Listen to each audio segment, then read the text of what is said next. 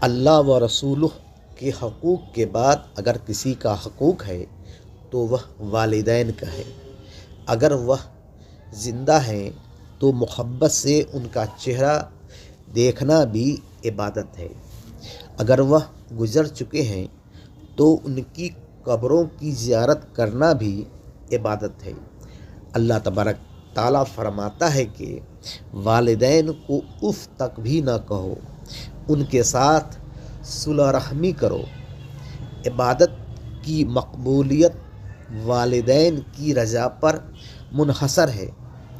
اگر والدین گزر چکے ہیں تو اولاد کو چاہیے کہ ان کے لیے جو ہو سکے تحفہ ثواب نذر و نیاز کرتا رہے اور ان کے احباب و رشتہ داروں کے ساتھ صلح رحمی کرے۔ اگر کوئی دنیا سے والدین کی رضا سے محروم ہو کر گیا ہے تو وہ اللہ تبارک تعالیٰ کی رحمت سے بھی محروم رہے گا۔